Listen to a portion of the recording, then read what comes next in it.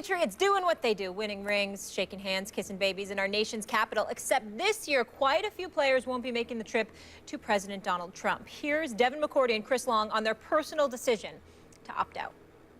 Right away, I knew I wasn't going because it was something I thought about before we even won the game. My son grows up, and I believe the legacy of our president is going to be what it is. I don't want him to say, hey, Dad, why'd you go when you knew the right thing was to not go? So in addition to McCourty and Long, Dante Hightower, LeGarrette Blount, Alan Branch, Martellus Bennett have all publicly said they're not attending, and obviously there could be more. Hello, Will Kane here with us. Good to see you. Stephen A., I want to start with you. What's your thoughts on the Patriots speaking out about not going to see the president? I have no problem with it whatsoever. They have rights as American citizens to do what they're doing.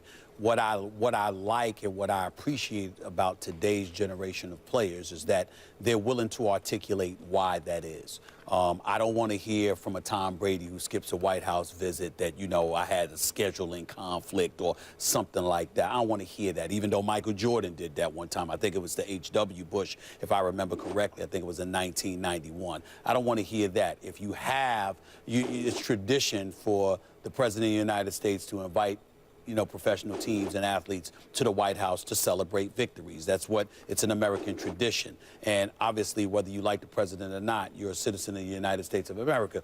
It would be apropos to either do so or not to do so, but articulate why that is instead of coming up with a bogus excuse. I don't find the modern-day athlete doing that right now. Whether we agree or disagree, the fact that they're willing to put themselves on Front Street and articulate what their position is and why is what I appreciate, because what it says to me is that you're conscientious enough to make a decision. You're not just being dismissive or disrespectful or whatever the case may be. It's open for debate as to how informed you may be, but evidently it's something they thought about and they made that decision. And as Will would say when folks are debating back and forth and stuff like that, that is a form of respect for me to articulate exactly why I'm opposed to you rather than being dismissive and lackadaisical about the President of the United States. I don't have a problem with that. Max? I think that this is different than other kind of boycotts, essentially, of the White House in the past, and for good reason. And if you listen to the athletes articulate their positions, they're explaining why, Stephen A., and I think it was okay in the past for athletes not to get to delve into policy so much when they talked about why they didn't want to go to the White House because they disagreed with the president, and who wants to get too in the weeds in politics. I understand that. If it was Barack Obama or George W. Bush or George H.W. Bush or Bill Clinton or Ronald Reagan, Jimmy Carter, on and on and on, all the presidents of my lifetime, I understand that. But this is different. If you listen to what the athletes are saying, they're basically describing, whether they know it or not, and Will, I'm sure you're familiar with the term the Overton window. You know, the idea is that there are subjects in the public discourse that are okay to discuss. And there's an idea that some people sometimes can shift the window and make things that would be outrageous to discuss normally in public, at least, certainly in a political way, okay suddenly to discuss. And the process that happens, through which that happens, is that the other side says, well, we need to engage to disprove this idea. But by engaging it, you're discussing it. And what these athletes are basically saying is that Donald Trump has done so many things to disqualify himself from their presence and from their kind of lending their presence to a discussion of some of these things. And, the list is very long. I don't have to get into it here. But it's unlike anything that I've experienced in my lifetime, certainly. I would never say this if it was, Mitt Romney or John McCain who had won one of the recent elections, but that's not what this is. The athletes are saying they don't want to participate in a shifting of the window of public discourse to areas that are not good. Yeah, that's what they're saying. And so I think it's important for them to say it. And I don't think, Will, that any of the presidents in my lifetime, an athlete would really be within the realm of reason to say that about a different president. Well, first of all, Max, I guess I entirely and utterly reject your premise. I don't think there's a single idea on the face of the earth that is not worthy of engagement. And it doesn't mean that that idea has value. It means that even by engaging it, you can destroy it. By ignoring it, you give it power. Point of view for First of all, I don't have any problem with these guys skipping out on the White House. That's their personal prerogative. They have that right. If they don't want to go, that's fine. I do have a problem with opinion you have espoused in the past, Max, that if you do go, you have a problem with that you indict the men who choose to go. Now, see, and you alluded to this, Stephen A., and I appreciate it. I do have this personal soapbox that I believe engagement is the highest form of respect, that it doesn't.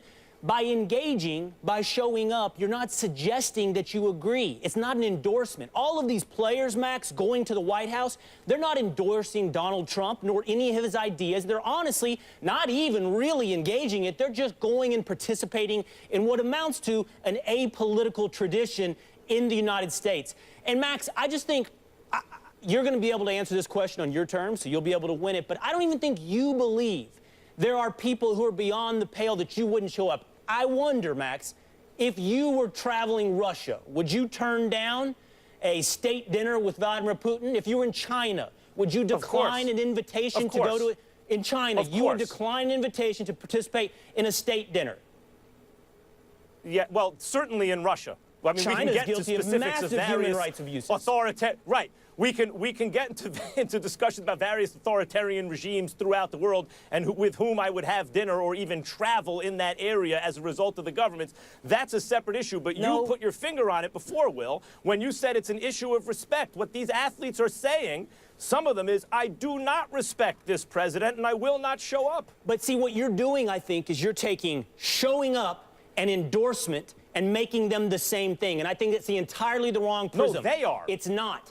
Well, and I don't begrudge them the decision to do what they want. But if they think showing up is endorsement, they're wrong. The real prism, I believe, is this. Are you being used? Are you a stooge? Are you being used as a propaganda tool? We talked about this when Dennis Rodman went to North Korea some years ago and sat down with Kim Jong-un. That wasn't engaging him. That was being used as a stooge. That's the question. And a tradition that's been going on in America for decades is not a propaganda tool by Donald Trump. Well, you make a very interesting point, both of you do. In terms of the latter point you just made, I would say to you where that point is more salient, where it's more profound, is that going to see Donald Trump at the Trump Towers and coming out of those golden elevators, you had there were numerous people that walked through those elevators that people said, oh, they're being used or not.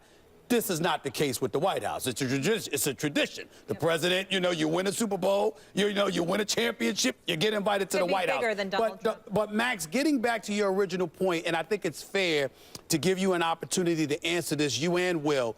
Here's my only issue, Max, with what you said earlier. When we talk about an athlete like Will was alluding to, where you're basically co-signing the regime or what have you, you got to remember something, Max, and here's where I'm diametrically opposed to your position.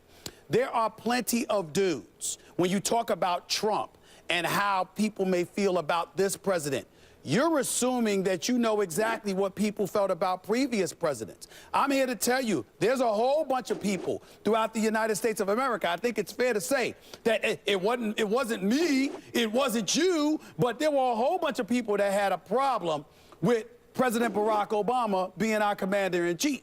There were people that had a problem for different reasons with Bill Clinton being our commander-in-chief. There were people that had problems with Reagan being our commander-in-chief. You never know specifically, according to the individual, how fervently against a particular president they are. So you can't You're proving my point, Stephen. I'm saying you can't say, my only point is, you can't say that people have never felt this way about others that they feel about Trump. You don't know that. But this is where the window shifts. What you're saying is if enough people get together and decide that they have a negative opinion toward one person or another based on their own personal preferences, that makes an equivalency among all presidents and normalizes this one. And what I'm saying is there is something wrong with that, and enough athletes now are looking and saying, yup, there is something wrong with what's going on right now. And therefore, I don't think it's simply that the athletes in the last several years feel more comfortable because of social media or what have you, the democratization of media, the proliferation of it, and now feel more comfortable explaining themselves because of LeBron James and Carmelo Anthony and various others examples. I don't think it's that. I think something very unusual is going on, and the athletes are articulating that, and I say, good for them. Personally, I think it's an apolitical moment. I don't think it carries agreement or endorsement. And even if it is political, I believe the most horrendous ideas on earth should be engaged with, because that's how you destroy them.